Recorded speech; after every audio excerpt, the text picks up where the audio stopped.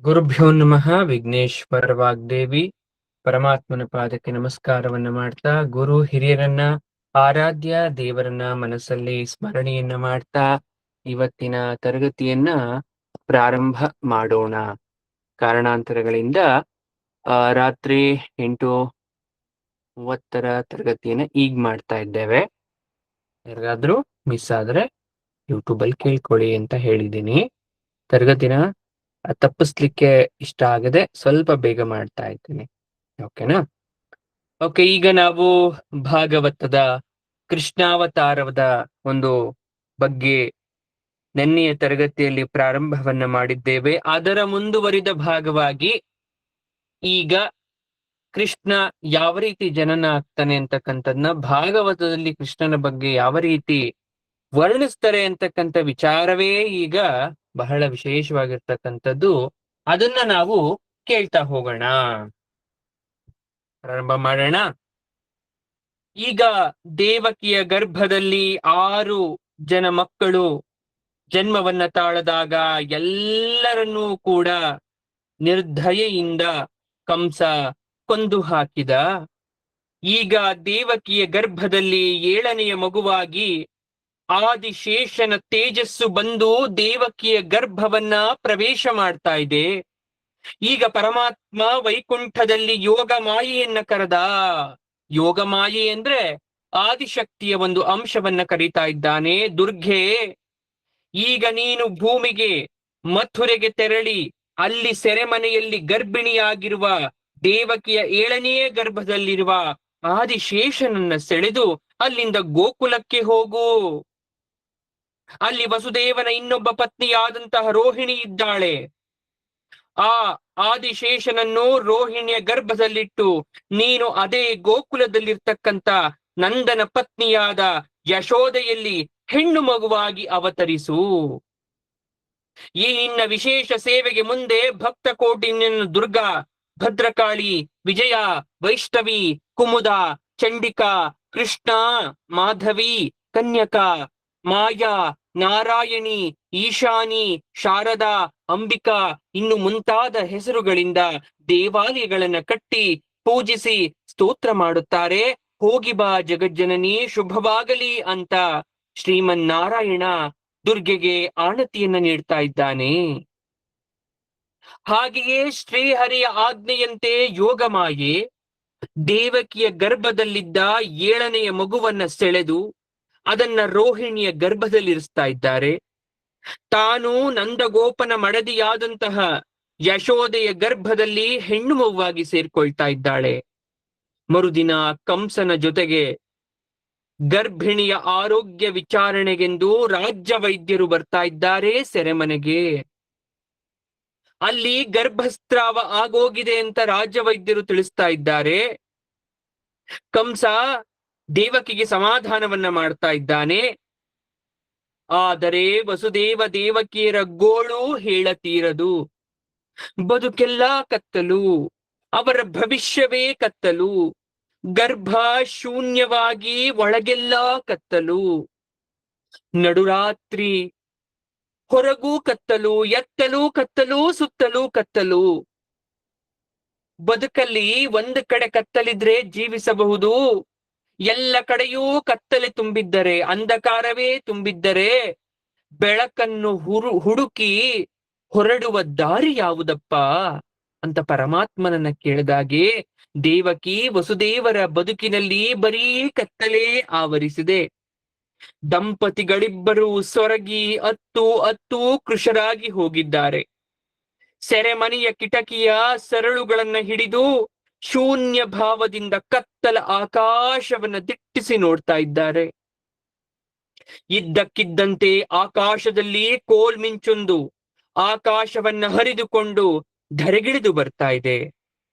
ಮಥುರೆಯ ಸೆರೆಮನೆಯಲ್ಲಿದ್ದ ವಸುದೇವನ ನೆತ್ತಿಯ ನಾಡಿಯ ಮೂಲಕ ಅವನನ್ನ ಪ್ರವೇಶಿಸ್ತಾ ಇದೆ.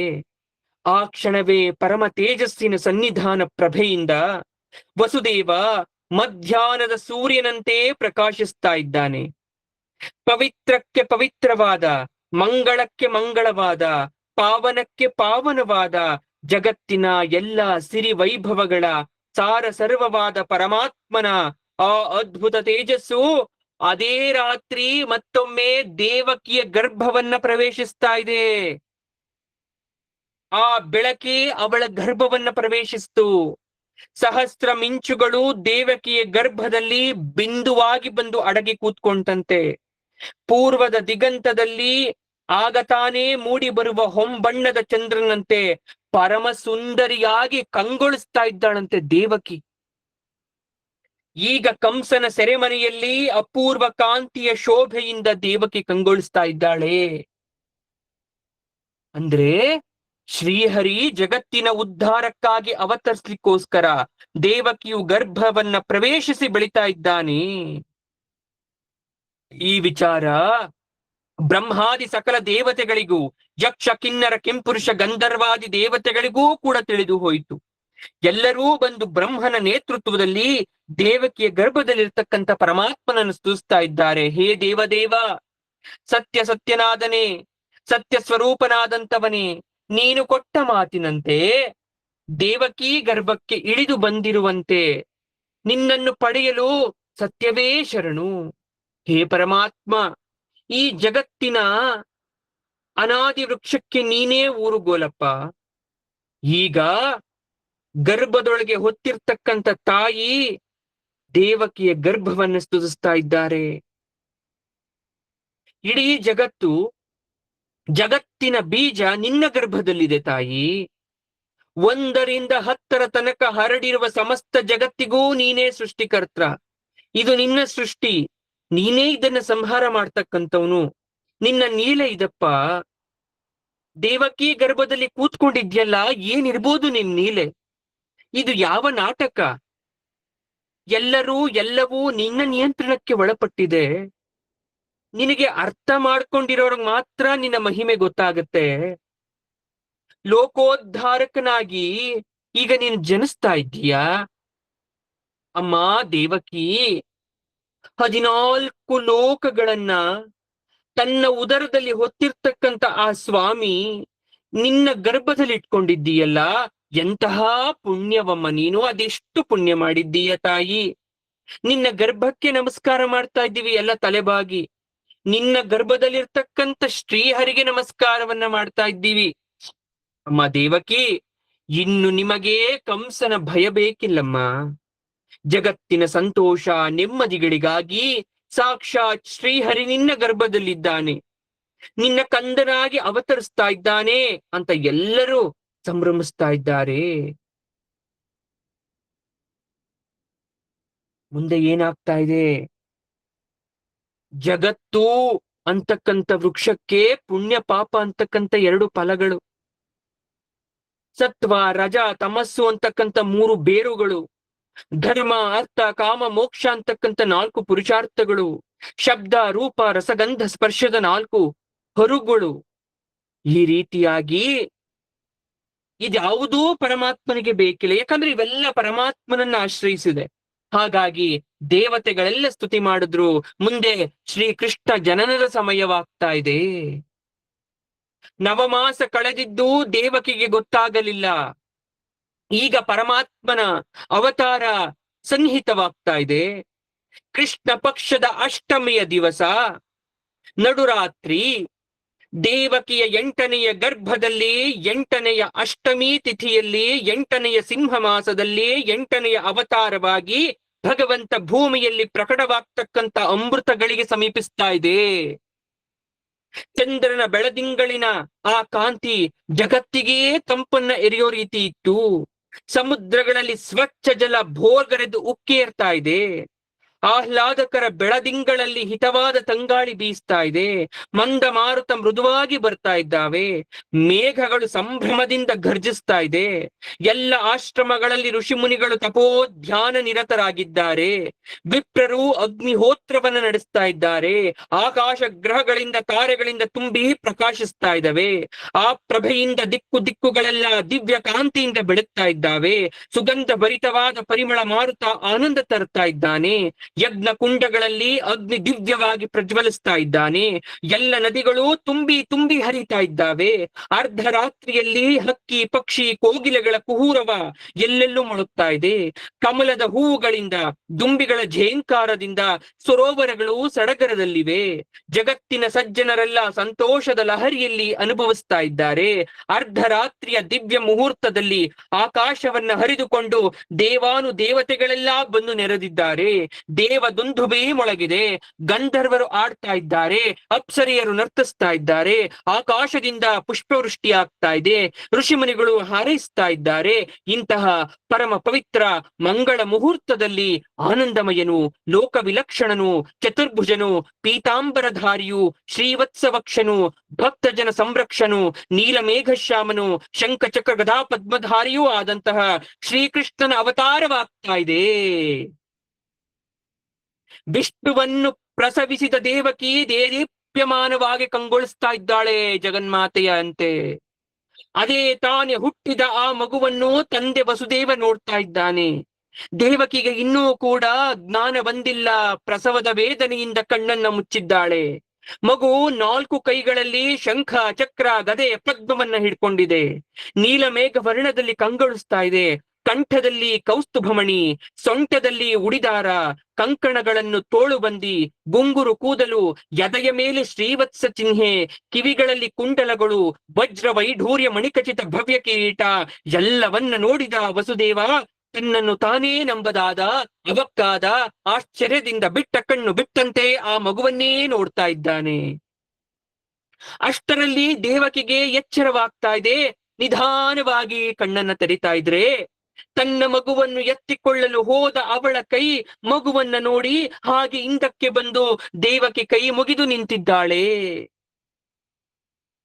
ತಮದ್ಭುಜಂ ಬಾಲಕಂಬುಜೇ ಕ್ಷಣಂ ಚತುರ್ಭುಜಂ ಶಂಖ ಗದಾದ್ಯುಧಾಯುಧಂ ಶ್ರೀವತ್ಸಲಕ್ಷಂ ಗಳಶೋಭಿ ಕೌಸ್ತುಭಂ ಪೀತಾಂಬರಂ ಸಾಂದ್ರ ಪಯೋಧ ಸೌಭಗಂ ಮಹಾರ ವೈಢೂರ್ಯ ಕಿರೀಟ ಕುಂಡಲ ತ್ವಿಷ ಪರಿಶ್ವಕ್ತ ಸಹಸ್ರ ಕುಂತಳಂ ಉದ್ಧಾಮ ಕಾಂಚಾಂಗದ ಕಂಕಣಾದಿಭಿ ವಿರೋಚಮಾನಂ ವಸುದೇವ ಐಕ್ಷತ. ಈ ಅಪೂರ್ವ ಮಗುವಿನ ರೂಪದ ಅಚ್ಚರಿಯ ಅದ್ಭುತವನ್ನ ಕಂಡ ತಾಯಿ ತಂದೆಯರು ಕಣ್ಣು ಮುಚ್ಚಿ ಕೈ ಮುಗಿಯುತ್ತಾ ಸ್ತುತಿಸ್ತಾ ಇದ್ದಾರೆ. ಈ ಅಪೂರ್ವ ದರ್ಶನವನ್ನು ನಮಗೆ ನೀಡಿದೆಯಲ್ಲ ಸ್ವಾಮಿ, ಈಗ ಅರಿವಾಯಿತು. ನೀನು ಅಸಾಮಾನ್ಯ ಮಹಾಪುರುಷ, ಸಾಕ್ಷಾತ್ ಶ್ರೀಮನ್ ನಾರಾಯಣನೇ ನೀನು. ಜಗತ್ತಿನಲ್ಲಿ ಯಾರು ಇಲ್ಲದಾಗಲೂ ನೀನಿದ್ದೀಯ. ಇಡೀ ಜಗತ್ತು ನಾಶವಾದ ಮೇಲೂ ನೀನಿರ್ತೀಯ, ಉಳಿತೀಯ. ಜಗತ್ತಿನ ಹುಟ್ಟು ನಾಶ ಉಳಿದ ಎಲ್ಲವನ್ನು ಅನುಗ್ರಹಿಸ್ತಕ್ಕಂಥ ಸ್ವಾಮಿಯಪ್ಪ ನೀನು. ಎಲ್ಲ ಶಬ್ದಗಳಿಗೂ ನೀನೇ ಅರ್ಥ. ನಿನಗೆ ನಮೋ ನಮಃ. ವಸುದೇವನಂತೂ ನಾನೇ ನಿನ್ನ ತಂದೆ ಸ್ವಾಮಿ. ನಾನ್ಯಾವ ತಂದೆ? ನೀ ತಂದೆ. ನೀನೇ ನನ್ನ ತಂದೆ. ನೀ ತಂದೆ ಎಂದು ನಾ ಬಂದೆ. ಎಲ್ಲರ ತಂದೆ ನೀ ತಂದಿದ್ದಕ್ಕೆ ನಾ ಬಂದೆ ಅಂತ ಹರ್ಷೋದ್ಗಾರದಿಂದ ನುಡಿತಾ ಇದ್ದಾನೆ. ದೇವಕಿ ಹೇಳ್ತಾ ಇದ್ದಾಳೆ, ನೀನು ನಮ್ಮ ಮಗುವಾಗಿ ಬಂದು ತನ್ನನ್ನ ಕೊಲ್ಲಬಹುದೆಂದು ನಿನಗಿಂತ ಮೊದಲು ಹುಟ್ಟಿದ 6 ಮಕ್ಕಳನ್ನ ಕಂಸ ಕೊಂದು ಹಾಕಿದ್ದಾನೆ. ಅಷ್ಟರಲ್ಲಿ ಈಗ ನೀನು ಹುಟ್ಟಿ ಬಂದಿದ್ದೀಯಾ, ಆಯುಧವನ್ನ ಹಿಡಿದೇ ಧಾವಿಸಿ ಬರುತ್ತಾನಲ್ಲ. ಅಷ್ಟರಲ್ಲಿ ಈ ಮಹದದ್ಭುತ ರೂಪ ಉಪಸಂಹಾರವನ್ನ ಮಾಡು, ನಮ್ಮ ಮುದ್ದು ಮಗುವಾಗು ಪ್ರಾರ್ಥಿಸ್ತಾ ಇದ್ದಾಳೆ ದೇವಕಿ. ಅದೇ ತಾನೇ ಈಗ ಹುಟ್ಟಿದ ಮಗು ಮಾತನಾಡ್ಲಿಕ್ಕೆ ಪ್ರಾರಂಭ ಮಾಡ್ತಾ ಇದ್ಯಂತೆ, ಮುದ್ದಾಗಿ ಮಾತಾಡ್ತಾ ಇದ್ಯಂತೆ. ಅಮ್ಮ ದೇವಕಿ, ಈ ಹಿಂದೆ ನೀನು ಪೃಷ್ಟಿಯಾಗಿದ್ದಿ. ವಸುದೇವ ಸುತಪ ಎಂಬ ಪ್ರಜಾಪತಿಯಾಗಿದ್ದ. ನೀವು ಕಠಿಣ ತಪಸ್ಸನ್ನ ಮಾಡಿ ನನ್ನಂತಹ ಪುತ್ರ ನಿಮಗೆ ಬೇಕು ಅಂತ ವರವನ್ನ ಕೇಳಿದ್ರಿ. ಆಗ ನನ್ನಂತಹವನು ಇನ್ನೊಬ್ಬ ಇಲ್ಲ, ನಾನೇ ಬರುತ್ತೇನೆ ಎಂದು ಕೃಷ್ಣಿಗರ್ಭ ಎಂಬ ಹೆಸರಿನಿಂದ ನಿಮ್ಮ ಮಗುವಾಗಿ ಬಂದೆನಮ್ಮ. ಮುಂದೆ ಕಶ್ಯಪ ಅದಿತಿಯಾಗಿ ಬಂದಿರಿ. ಆಗಲೂ ನಿಮ್ಮ ಮಗುವಾಗಿ ವಟುವಾಮನನಾಗಿ ಬಂದೆಯಮ್ಮ. ಈ ನಿಮ್ಮ 3ನೆಯ ಜನ್ಮದಲ್ಲಿಯೂ ನಿಮ್ಮ ಶ್ರದ್ಧಾ ಭಕ್ತಿಯ ತಪಸ್ಸಿನ ಫಲವಾಗಿ ನಿಮ್ಮ ಮಗನಾಗಿ ಬರುತ್ತಿದ್ದೇನೆ. ಈಗ ನೀವು ನಾನು ಹೇಳಿದಂತೆ ಮಾಡಿ. ತಂದೆಗೆ ಅದೇ ತಾನೇ ಹುಟ್ಟಿದ ಮಗು ಆದೇಶವನ್ನು ನೀಡ್ತಾ ಇದೆ. ಯಾವ ಆದೇಶ? ನನ್ನನ್ನ ಬುಟ್ಟಿಯಲ್ಲಿಟ್ಟು ಎತ್ತಿಕೊಂಡು ಹೊರಡು. ಯಮುನಾ ನದಿಯನ್ನ ದಾಟಿ ನಂದ ಗೋಕುಲಕ್ಕೆ ಹೋಗು, ಅಲ್ಲಿ ನಂದ ಗೋಪನ ಮನೆಗೆ ಹೋಗು. ದಾಸ ದಾಸಿಯರೆಲ್ಲ ಗಾಢವಾದ ನಿದ್ರೆಯಲ್ಲಿರುತ್ತಾರೆ. ಅಲ್ಲಿ ಒಳಗೆ ಯಶೋದೆಯ ಕೋಣೆಗೆ ಹೋಗು. ಯಶೋದೆ ಅದೇ ತಾನೇ ಒಂದು ಹೆಣ್ಣು ಮಗುವನ್ನ ಹೆತ್ತಿರ್ತಾಳೆ. ಅವಳಿಗಿನ್ನೂ ಎಚ್ಚರ ಬಂದಿರುವುದಿಲ್ಲ. ನನ್ನನ್ನು ಅಲ್ಲಿ ಮಲಗಿಸಿ ಆ ಹೆಣ್ಣು ಮಗುವನ್ನು ಬುಟ್ಟಿಯಲ್ಲಿಟ್ಟುಕೊಂಡು ಇಲ್ಲಿಗೆ ಕರೆದುತಾ. ಕಂಸ ದೂತರಿಂದ ನಿನಗೆ ಯಾವ ತೊಂದರೆಯೂ ಆಗುವುದಿಲ್ಲ, ನಾನು ರಕ್ಷಿಸುತ್ತೇನೆ ಎಂದು ಆಗ ತಾನೇ ಹುಟ್ಟಿದ ಮಗು ಮಾತಾಡ್ತಾ ಇದೆ. ಮಗುವ ಮಾತನ್ನ ಕೇಳಿ ವಸುದೇವ ಮಗುವನ್ನ ಬುಟ್ಟಿಯಲ್ಲಿಟ್ಟು ತಲೆಯ ಮೇಲೆ ಹೊತ್ತು ಹೊರಡಲು ಸಿದ್ಧನಾದನಂತೆ ಕಾರಾಗೃತ ಬಾಗಿಲುಗಳು ತನ್ನಿಂತಾನೆ ಬೀಗ ತಾನಾಗಿಯೇ ತೆರೆದುಕೊಳ್ತಾ ಇದೆ. ಕಾಯುತ್ತಿದ್ದ ಕಾವಲಿನ ಭಟರೆಲ್ಲ ಶಸ್ತ್ರಗಳನ್ನ ಮೂಡೆಯಲ್ಲಿಟ್ಟು ಗಾಢವಾದ ನಿದ್ರೆಯಲ್ಲಿದ್ದಾರೆ. ಈಗ ವಸುದೇವ ಯಮುನೆಯನ್ನ ದಾಟ್ಲಿಕ್ಕೆ ನದಿಗೆ ಇಳಿದ. ಇದ್ದಕ್ಕಿದ್ದಂತೆ ಅದೇ ಸಮಯದಲ್ಲಿ ಕುಂಭದ್ರೋಣ ಮಳೆಯ ಪ್ರವಾಹ. ವಸುದೇವ ಮಗುವನ್ನು ತಲೆಯ ಮೇಲೆ ಬುಟ್ಟಿಯಲ್ಲಿ ಹೊತ್ತು ತರ್ತಾ ಇದ್ರೆ ಮಳೆಯ ನೀರು ಬೀಳದಂತೆ ಆದಿಶೇಷ ಹೆಡೆಯನ್ನ ಬಿಚ್ಚಿ ಮಗುವಿಗೆ ಛತ್ರಿಯಾಗಿ ಹಿಂದೆ ಹಿಂದೆ ಬರ್ತಾ ಇದ್ದಾನೆ. ಭರಪೂರ ಹರಿಯುತ್ತಿದ್ದ ಯಮುನೆ ಈಗ ಪ್ರಚಂಡ ಪ್ರವಾಹವಾಗಿ ವಸುದೇವನ ಸೊಂಟ ಎದೆಮಟ್ಟ ಪ್ರವಾಹದ ನೀರು ಹರಿದು ಬರ್ತಾ ಇದೆ. ಈಗೊಮ್ಮೆ ವಿಚಿತ್ರ ರಭಸ ವೇಗವಾಗಿ ಬಂದ ಯಮುನೆ ಅಪ್ಪಳಿಸಿ ಮೇಲೇರಿ ಮಗುವಿನ ಪಾದವನ್ನ ತೊಳಿತಾ ಇದ್ದಾಳಂತೆ. ಬುಟ್ಟಿಯಲ್ಲಿದ್ದ ಮಗುವಿನ ಪಾದವನ್ನ ಯಮುನೆ. ಇದ್ದಕ್ಕಿದ್ದಂತೆ ಪ್ರವಾಹ ಕಡಿಮೆ ಆಗೋಯ್ತು. ವಸುದೇವ ಯಮುನೆಯನ್ನ ದಾಟಿ ಗೋಕುಲದ ನಂದಗೋಪನ ಮನೆಯ ಮುಂದೆ ಬಂದ. ಆಳು ಕಾಳುಗಳೆಲ್ಲ ಗಾಢವಾದ ನಿದ್ರೆಯಲ್ಲಿದ್ದಾರೆ. ನಿಧಾನವಾಗಿ ಒಳಕೋಣೆಗೆ ಬಂದ ವಸುದೇವ. ಅಲ್ಲಿ ಯೋಗ ಮಾಯೆಯಿಂದ ಅವತರಿಸಿದ ಹೆಣ್ಣು ಮಗುವು ಅದೇ ತಾನೆ ಹುಟ್ಟಿ ಬಂದಿದ್ದಾಳೆ. ಯಶೋದೆ ಹಾಗೂ ಪ್ರಸೂತಿಯ ದಾದಿ ಇನ್ನು ನಿದ್ದೆಯಲ್ಲೇ ಇದ್ದಾರೆ. ಆಗ ತಾನು ತಂದ ಮಗುವನ್ನ ಯಶೋದೆಯ ಪಕ್ಕ ಮಲಗಿಸಿದ ವಸುದೇವ ಅಲ್ಲಿದ್ದ ಹೆಣ್ಣು ಮಗುವನ್ನ ಬುಟ್ಟಿಯಲ್ಲಿಟ್ಕೊಂಡ. ಬಂದ ದಾರಿಯಲ್ಲೇ ಹಿಂತಿರುಗಿ ಅವನು ಕಾರಾಗೃಹದ ಒಳಗೆ ಬಂದೊಡನೆಯೇ ಮತ್ತೆ ಬಾಗಿಲು ಬೀಗ ಯಥಾ ರೀತಿ ಮೊದಲಿನಂತೆಯೇ ಆದವು. ವಸುದೇವ ಮಗುವನ್ನು ದೇವಕಿಗೆ ಕೈಗೆ ಕೊಟ್ಟ ಕೂಡಲೇ ಮಗು ಅಳಲಾರಂಭಿಸಿತು. ಮಗುವಿನ ಅಳುವಿನ ಶಬ್ದ ಕೇಳಿದ ಕಾವಲು ಭಟರು ಕ್ಷಣಾರ್ಧದಲ್ಲಿ ವಿಷಯವನ್ನ ಕಂಸನಿಗೆ ಮುಟ್ಟಿಸ್ತಾ ಇದ್ದಾರೆ. ಉಪ್ಪರಿಗೆಯ ಮೇಲೆ ಶತಪಥ ಕಾತುರದಿಂದ ಓಡಾಡ್ತಾ ಇದ್ದಾನೆ. ಕಂಸ ವಿಷಯ ತಿಳಿದೊಡನೆಯೇ ಶರವೇಗದ ಕುದುರೆಯನ್ನು ಏರಿ ಸೆರೆಮನೆಯತ್ತ ಬರ್ತಾ ಇದ್ದಾನೆ. ಒಳನುಗ್ಗಿ ಬಂದ ಕಂಸ ದೇವಕಿಯ ಕೈಯಿಂದ ಆ ಹೆಣ್ಣು ಮಗುವನ್ನ ಕಸಿದುಕೊಂಡ. ದೇವಕಿ ಕಾಲನ್ನ ಹಿಡಿದು ಬೇಡ್ಕೊಳ್ತಾ ಇದ್ದಾಳೆ, ಅಣ್ಣ, ಗಂಡು ಮಕ್ಕಳನ್ನೆಲ್ಲ ಕೊಂದು ಹಾಕಿದ್ದೀಯ, ಈ ಹೆಣ್ಣು ಮಗುವನ್ನಾದರೂ ಉಳಿಸಿಕೊಡೋ ಅಂತ ದೀನಳಾಗಿ ಬೇಡ್ಕೊಂಡ್ರೆ ನಿಷ್ಕರುಣೆಯಿಂದ ವ್ಯಂಗವಾಗಿ ನಕ್ಕ ಕಂಸ, ಈ 8ನೇ ಮಗುವ ನನ್ನನ್ನು ಕೊಲ್ಲಲು ಬಂದಿರುವುದು ನೋಡು, ಈಗ ಹೇಗೆ ಇದನ್ನ ಕತ್ತರಿಸಿ ಚೆಲ್ಲುತ್ತೇನೆ ಎಂದು ಮಗುವನ್ನ ಮೇಲಕ್ಕೆಸೆದ. ಅದು ಬೀಳುವ ರಭಸದಲ್ಲಿ ಅದರ ತಲೆಯನ್ನ ಕತ್ತರಿಸಲಿಕ್ಕೆ ಸಿದ್ಧನಾದ. ಆದರೆ ಮೇಲಕ್ಕೆ ಚಿಮ್ಮಿದ ಆ ಹೆಣ್ಣು ಮಗು ಕೈ ಝಾಡಿಸಿ ಆಕಾಶದತ್ತ ಚಿಮ್ಮಿಕೊಂಡು ಮೇಲೇರ್ತಂತೆ. ಮೇಲೆ ಮೇಲೆ ಹೋಗುತ್ತಲೇ ದಿವ್ಯವಾದ ಆಭರಣ, ಆಯುಧ, ಅಲಂಕಾರಗಳಿಂದ ಶೋಭಿಸ್ತಾ ಇದೆ. ಶೋಭಿಸ್ತಾ ದುರ್ಗಾ ರೂಪಳಾಗಿ ನಿಂತಿದ್ದಾಳೆ ಆಕಾಶದಲ್ಲಿ. ಮೂರ್ಖ, ನನ್ನನ್ನ ಕೊಲ್ಲುವುದರಿಂದ ನಿನಗೇನು ಪ್ರಯೋಜನ? ನಿನ್ನನ್ನು ಕೊಲ್ಲುವ ದೇವಕಿಯ 8ನೆಯ ಮಗ ಈಗಾಗಲೇ ಹುಟ್ಟಿ ಬೇರೆಡೆ ಬೆಳೆಯುತ್ತಿದ್ದಾನೆ ಅಂತ ಹೇಳಿ ಆ ಯೋಗ ಮಾಯೆಯಿಂದ ಜನಿಸಿದ ದುರ್ಗೆ ಮಾಯವಾದ್ಲು, ಅಂತರ್ಧಾನಳಾಗ್ತಾ ಇದ್ದಾಳೆ. ಕಂಸ ಒಡನೆ ಓಡಿ ಹೋಗಿ ವಸುದೇವ ದೇವಕಿಯರ ಸಂಕೋಲೆಗಳನ್ನ ಕಿತ್ತೆಸ್ದ. ಅಕ್ಕ, ನಾನೆಂತಹ ಕ್ರೂರಿ, ಇಷ್ಟು ಹಿಂಸೆ ಮಾಡ್ಬಿಟ್ಟೆ. ನಿನ್ನ ಮಕ್ಕಳನ್ನೆಲ್ಲ ಅನ್ಯಾಯವಾಗಿ ಕೊಂದ ಈ ರಕ್ಕಸನನ್ನ ಕ್ಷಮಿಸು ತಾಯಿ. ಹಾಳು ಆಕಾಶವಾಣಿಯ ಮಾತನ್ನ ನಿಜವೆಂದು ಭ್ರಮಿಸಿ ಮಾಡಬಾರದ ಕೆಲಸ ಮಾಡ್ಬಿಟ್ಟೆ. ಲೋಕದಲ್ಲಿ ಮನುಷ್ಯನು ಸುಳ್ಳು ಹೇಳುವುದಂತೂ ಸರಿ, ಆದರೆ ದೇವತೆಗಳು ಸುಳ್ಳು ಹೇಳ್ತಾರೆ. ಈ ಹಾಳು ದೈವದ ಮಾತನ್ನ ನಂಬಿ ಪ್ರಾಣ ಭಯದಿಂದ ನಿನ್ನ ಮಕ್ಕಳನ್ನ ಕೊಂದೆ. ಇದು ನನ್ನ ದುರದೃಷ್ಟ, ನಿನ್ನ ಕರ್ಮ. ಆದದ್ದಾಯ್ತು, ನಡೆದದ್ದು ಮರೆಯೋಣ. ಈಗೋ ನಿಮ್ಮ ಕಾಲನ್ನು ಹಿಡಿದುಕೊಳ್ತೇನೆ, ನನ್ನ ತಪ್ಪನ್ನ ಹೊಟ್ಟೆಯಲ್ಲಿ ಹಾಕಿಕೊಂಡು ಕ್ಷಮಿಸಿ ಬಿಡಿ ಅಂತ ಬೇಡ್ಕೊಳ್ತಾ ಇದ್ದಾನೆ. ಆದರೆ ಕಂಸ ನಾಟಕ ಮಾಡ್ತಾ ಇದ್ದಾನೆ, ಪಶ್ಚಾತ್ತಾಪ ವ್ಯಕ್ತಪಡಿಸುವಂತೆ ಭಾವಿಸ್ತಾ ಇದ್ದಾನೆ. ವಸುದೇವ ದೇವಕಿಯರು ಅವನ ತಪ್ಪನ್ನ ಮರೆತಿರುವುದಾಗಿ ಹೇಳ್ತಾ ಇದ್ದಾರೆ. ಕಂಸ ಹೇಳ್ತಾ ಇದ್ದಾನೆ, ಅಮ್ಮ ದೇವಕಿ, ಎಂತಹ ರಾಕ್ಷಸನಂತೆ ಬಂದು ನಿನ್ನ ಮಕ್ಕಳನ್ನ ಕೊಂದೆ. ನಿರ್ದಯೆಯಿಂದ ನಿಮ್ಮನ್ನ ಪೀಡಿಸಿದೆ, ಕಾಡಿಸಿದೆ. ನಾನು ಬದುಕಿದ್ದೂ ವ್ಯರ್ಥವಾಯಿತಲ್ಲ. ನನಗೆ ಯಾವ ದುರ್ಗತಿ ಕಾದಿದೆಯೋ. ದೇವತೆಗಳೂ ಸುಳ್ಳು ಹೇಳ್ತಾರೆ ಅಂತ ಖಂಡಿತ ಅಂದ್ಕೊಂಡಿರ್ಲಿಲ್ಲ ಕಣೆ. ಆ ಗಾಳಿ ಮಾತು ನಂಬಿ ತಂಗಿಯ ಮಕ್ಕಳನ್ನ ಕೊಂದು ಹಾಕದ್ನ. ಅಮ್ಮ ದೇವಕಿ, ಅಳಬೇಡವೇ. ಕೊಲ್ಲಲು ನಾನ್ಯಾರು, ಕೊಲ್ಲಿಸಿಕೊಳ್ಳಲು ಅವರ್ಯಾರು? ಅವರವರ ಕರ್ಮಾನುಸಾರವಾಗಿ ನಿನ್ನ ಮಕ್ಕಳು ಹೋದರಮ್ಮ. ಎಲ್ಲವೂ ದೈವಾಧೀನ. ಭೂಮಿಯಲ್ಲಿ ಹುಟ್ಟಿದ ಎಲ್ಲ ಶರೀರಗಳು ಬರುತ್ತವೆ, ಹೋಗುತ್ತವೆ. ಯಾವುದೂ ಶಾಶ್ವತವಲ್ಲ. ಜೀವರುಗಳು ಅವರು ಮಾಡಿದ ಕರ್ಮ ಫಲವನ್ನು ಅನುಭವಿಸ್ತಿರ್ಬೇಕಲ್ವಾ? ಹಾಗಾಗಿ ನಿನ್ನ ಮಕ್ಕಳನ್ನ ನಾನು ಕೊಂದೆ ಅಂತ ಭಾವಿಸ್ಬೇಡ. ದೇಹಾಭಿಮಾನ ಇರೋದ್ರಿಂದಲೇ ಜೀವಿಗಳು ದುಃಖ ಬಾಧಿತರಾಗೋದು. ಆದ್ರೂ ನಾನು ತಪ್ಪು ಮಾಡ್ಬಿಟ್ಟೆ, ಕ್ಷಮಿಸು. ನೀವು ಸಾಧುಗಳು, ಕರುಣಾಸಾಗರರು, ಬಂಧು ಪ್ರಿಯರು ಅಂತ ದುಂಬಾಲು ಬಿದ್ದ ಕಂಸನನ್ನು ದೇವಕಿ ವಸುದೇವರು ಕ್ಷಮಿಸ್ತಾ ಇದ್ದಾರೆ. ರಾತ್ರಿಯೆಲ್ಲ ಕಂಸನಿಗೆ ಕಳವಳ, ತಳಮಳ, ವಿಲವಿಲ ಒಳಗೆ ಒದ್ದಾಟ. ಏನು ಮಾಡಿದರೂ ನಿದ್ದೆ ಬರ್ತಾ ಇಲ್ಲ ಅವನಿಗೆ. ಆಕಾಶವಾಣಿಯ 8ನೆಯ ಮಗುವಿನ ಭಯ ಕಿವಿಗೆ ಅಪ್ಪಳಿಸ್ತಾ ಇದೆ.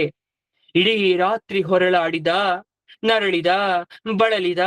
ಬೆಳಗಿನ ಜಾವ ಬೇಗನೆ ಎದ್ದ. ದಡ ದಡ ಬಂದು ನಸುಕಿನಲ್ಲಿಯೇ ತನ್ನ ಆಪ್ತ ವರ್ಗದ ಸಚಿವರನ್ನ ಬರಬೇಕೆಂದು ತುರ್ತು ಸಭೆಯನ್ನ ಕರೀತಾ ಇದ್ದಾನೆ. ಅವರೆಲ್ಲ ಧಾವಿಸಿ ಬಂದರು. ಸಭೆ ಪ್ರಾರಂಭವಾಗ್ತಾ ಇದೆ. ಆಕಾಶವಾಣಿಯ ಎಚ್ಚರಿಕೆ. ಈಗ ತನ್ನ ಕೈಯಿಂದ ಆಕಾಶಕ್ಕೆ ಚಿಮ್ಮಿ ಹೋದ ಹೆಣ್ಣು ಮಗು ದುರ್ಗೆಯಾಗಿ ಹೇಳಿದ ಮಾತುಗಳನ್ನೆಲ್ಲ ತನ್ನ ಸಭೆಯ ಮುಂದೆ ಹೇಳ್ತಾ ಇದ್ದಾನೆ. ಈಗೇನು ಮಾಡೋದು ಅಂತ ಬಡಬಡಿಸ್ತಾ ಇದ್ದಾನೆ. ಕಂಸ ಸಚಿವರು ದೇಶದ್ರೋಹಿಗಳು, ಬುದ್ಧಿಗೇಡಿಗಳು, ರೋಷದ್ವೇಷದ ದಳ್ಳುರಿಗಳು. ಅವರಿಗೆ ಸರಿಯಾದ ಸಮಯ ಅಂತ ವಿಜೃಂಭಿಸ್ತಾ ಹೇಳ್ತಾ ಇದ್ದಾರೆ. ರಾಜ, ಕೆಲಸಕ್ಕೆ ಬಾರದ ಆ ಆಕಾಶದ ಗಾಳಿ ಮಾತಿಗೆ ಮಹತ್ವ ಯಾಕೆ ಕೊಡ್ತಾ ಇದ್ದೀಯಾ? ಒಂದು ವೇಳೆ ಅದು ನಿಜ ಅಂತ ಅನ್ಕೋ, ಆ ದುರ್ಗೆ ಹೇಳಿದ್ದು ನಿಜ ಅಂತ ಅನ್ಕೊಳ್ಳೋಣ. ಅಂದ ಮೇಲೆ ಆ ಮಗು ಇಲ್ಲೆಲ್ಲೋ ಹುಟ್ಟಿ ಬೆಳಿತಿರ್ಬೇಕು. ಅದಕ್ಕೆ ಯಾಕಷ್ಟು ಚಿಂತೆ? ಈ ಭಾಗದ ಎಲ್ಲ ಗ್ರಾಮ, ಪುರ, ನಗರ, ವಜ್ರ ಪಟ್ಟಣಗಳಿಗೆ ನುಗ್ಗುತ್ತೇವೆ. ಅಲ್ಲಿ ಎಲ್ಲ ಶಿಶುಗಳನ್ನ ಸಾಮೂಹಿಕವಾಗಿ ಕೊಂದು ಬಿಡ್ತೀವಿ.